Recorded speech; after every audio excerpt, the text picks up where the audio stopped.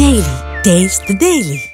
హైదరాబాద్ లో ఐటీ సోదాలు కలకలం రేపుతున్నాయి. ఇక్కడ క్యాప్స్ గోల్డ్ కంపెనీపై ఐటీ అధికారులు సోదాలు నిర్వహించారు. సికింద్రాబాద్ కాలాగీసుగూడలో క్యాప్స్ గోల్డ్ ప్రధాన కార్యాలయంలో ఇన్కమ్ ట్యాక్స్ అధికారులు సోదాలు కొనసాగిస్తున్నారు. బంజారాహిల్స్ లో కూడా క్యాప్స్ గోల్డ్ ప్రధాన కార్యాలయం ఉండడంతో అక్కడ కూడా ఐటీ అధికారులు తనిఖీలు చేపడుతున్నారు.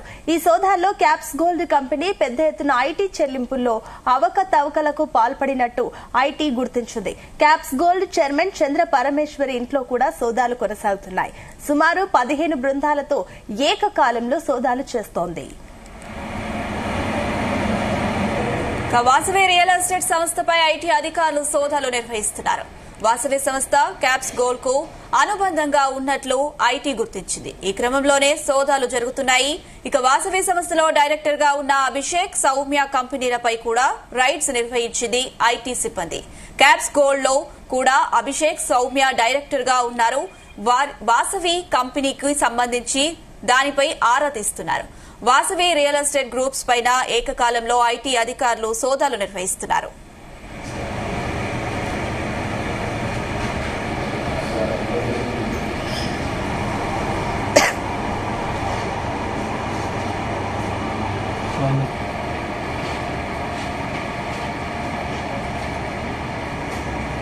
హలో ఎక్కడ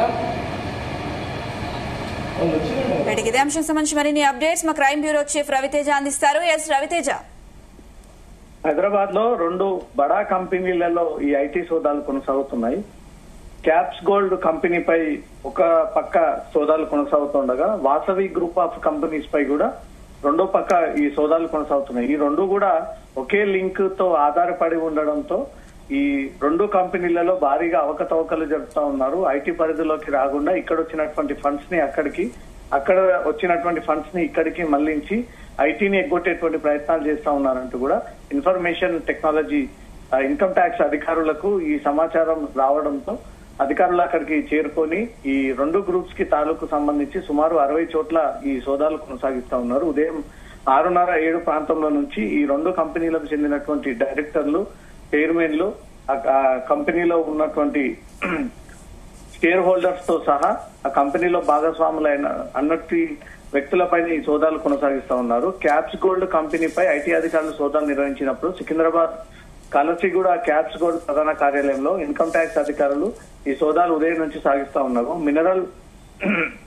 డెవలప్మెంట్ కార్పొరేషన్ నుంచి క్యాప్స్ గోల్డ్ కంపెనీ పెద్ద మొత్తంలో గోల్డ్ ను కొనుగోలు చేసి ఈ బంగారు కొనుగోలు చేసినటువంటి ఆ సొత్తునంతా కూడా తిరిగి రిటైల్ గోల్డ్ షాప్లకు ఈ కంపెనీ అమ్ముతుంది. గోల్డ్ క్యాప్స్ కంపెనీ హోల్సేల్ గా ఉన్నటువంటి సంస్థలపై కూడా ఈ ఐటీ సోదాలు కొనసాగిస్తా ఉన్నారు. బంజారాహిల్స్ లో ఈ క్యాప్స్ గోల్డ్ ప్రధాన కార్యాలయం ఉండడము, ఆ ప్రధాన కార్యాలయంతో పాటు ఈ కంపెనీలో ఎవరైతే కీలకంగా ఉన్నారో ఆ company share holders, company directors, ఆ కంపెనీకి ఉన్నటువంటి చైర్మన్స్ బినామీ పేర్లతో జరుగుతున్నటువంటి అవకతవకలు ఐటీ తనిఖీల్లో భారీగా ఈ అక్రమాలను గుర్తించడం జరిగింది. ఈ సోదాల్లో క్యాప్స్ గోల్డ్ కంపెనీ పెద్ద ఎత్తున ఐటీ చెల్లింపులు అవకతవకలకు పాల్పడ్డారంటూ కూడా ఐటీ గుర్తించడం జరిగింది.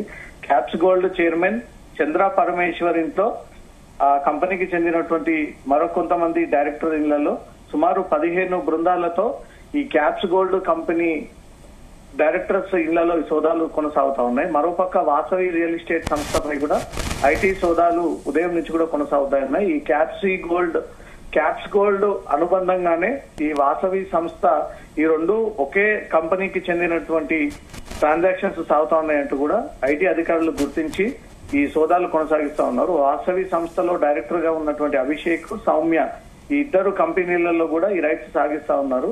క్యాప్స్ గోల్డ్ కు అభిషేక్, సౌమ్య డైరెక్టర్స్ గా ఉండడము, వాసవికి సంబంధించినటువంటి 40 కంపెనీలకు ఈ 2కి వాటాలు ఉండడము, వీటిపైన కూడా ఆరా తీస్తూ వాసవి రియల్ ఎస్టేట్ గ్రూప్ పైన ఏకకాలంగా ఈ ఐటీ సోదాలు సాగిస్తా ఉన్నారు. వాసవి గ్రూప్ ఏ ప్రభుత్వం అధికారంలోకి వచ్చినా ఆ ప్రభుత్వ పెద్దల ఆశీస్సులతో అనేక అక్రమాలకు పాల్పడుతూ ప్రభుత్వ ల్యాండ్స్ ని కబ్జా చేయడము, లేని పట్టా భూములని కొన్నట్టుగా చేసి వాటి ద్వారా ఈ కన్స్ట్రక్షన్స్ ప్రీ లాంచింగ్ పేరుతో గతంలో అనేక మంది మోసాలకు పాల్పడ్డటువంటి చరిత్ర వాసవి గ్రూప్స్ కుంది.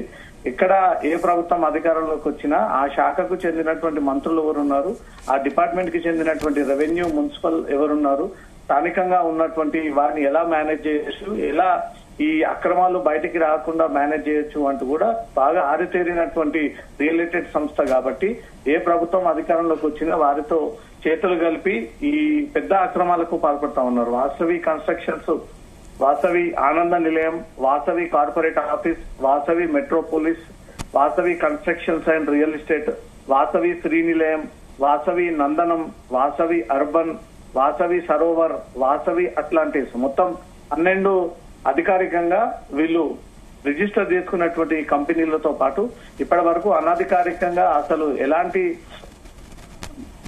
ఆన్లైన్ కి రానటువంటి నోటీస్ లోకి లేనటువంటి కంపెనీలను అనేక పుట్టగొడుగులుగా వెలిసి ఈ వాసవి కంపెనీ ట్రాన్సాక్షన్స్ అంతా కూడా ప్రతిదీ హవాలా రూపంలో చేపడుతూ ఈ ఫ్లాట్ల అమ్మకాలు కొనుగోలు విషయంలో కూడా వీళ్ళు ఆన్లైన్ ద్వారా జరుపుకోకుండా హవాలా క్యాష్ ద్వారానే ఎక్కువగా ఈ అమ్మకాలు కొనుగోలు సాగుతా ఉన్నాయి. వీళ్ళు భూము కొనుగోలు చేయడము, ఆ భూములన్నీ కూడా ప్రభుత్వ స్థలాలు అయి ఉండడము. ఇటు ఎల్బీనగర్ మెట్రోకి ఆనుకొని ఉన్నటువంటి వాసవి గ్రూప్స్ ఆనంద నిలయం కూడా అది గతంలోనే స్పిరిట్ కంపెనీకి కేటాయించినటువంటి భూమి. దాంట్లో కొంత ప్రభుత్వ భూమి ఉండడము, కొంత ప్రైవేట్ భూమి ఉండడము.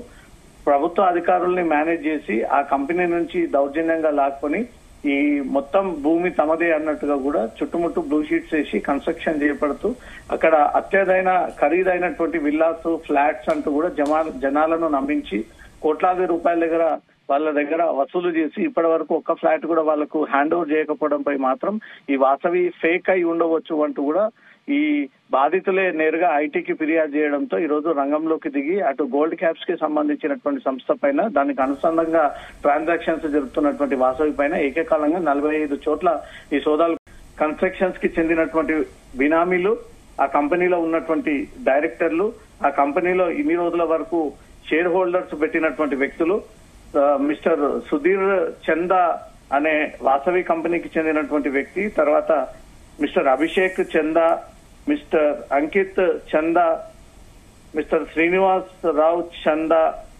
మిస్టర్ అఖిల్ చందా, వీరంతా కూడా ఈ వాసవి కంపెనీకి చెందినటువంటి డైరెక్టర్లు.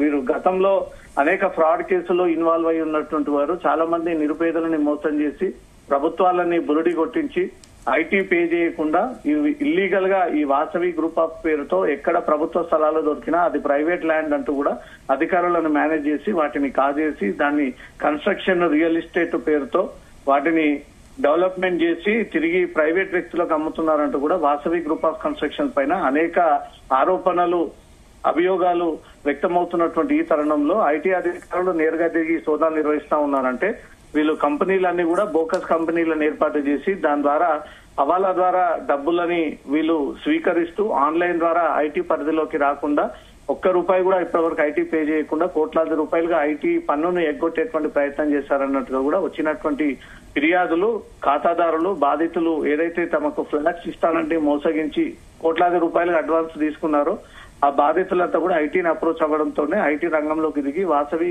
గ్రూప్ ఆఫ్ కన్స్ట్రక్షన్స్ కి చెందినటువంటి కార్యాలయాలు, బినామీ ఇళ్లపై కూడా ఈ సోదాలు కొనసాగుతున్నట్టు తెలుస్తుంది. ఈ సోదాలు ముగిసిన తర్వాత వాసవి గ్రూప్ ఆఫ్ కన్స్ట్రక్షన్స్ ఎన్ని కోట్లాది రూపాయలుగా ఐటీ ఎగ్గొట్టేటువంటి ప్రయత్నం చేస్తా ఉంది. అధికారికంగా 12 కంపెనీలు వీళ్ళు అఫీషియల్ గా చూపిస్తే అన్అఫీషియల్ గా ఇంకెన్ని కంపెనీలు నడుపుతా ఉన్నారు, రోజుగారుగా వీరి టర్న్ ఓవర్ ఎంత, వీరు సంవత్సరం పాటుగా కడుతున్నటువంటి ఐటీ ఎంత, అసలు ఈ కంపెనీని ఎవరు మేనేజ్ చేస్తా ఉన్నారు, ఈ అకౌంట్స్ అన్ని కూడా తారుమారు చేసి అవకతవకలు చేసి ఐటీని బురిడి కొట్టించేటువంటి ప్రయత్నం చేశారు. కాబట్టి ఐటీ అధికారులు వాసవి గ్రూప్ ఆఫ్స్ కి చెందినటువంటి పూర్తి ఆస్తులను జప్తు చేసేటువంటి అవకాశం ఉంటుంది.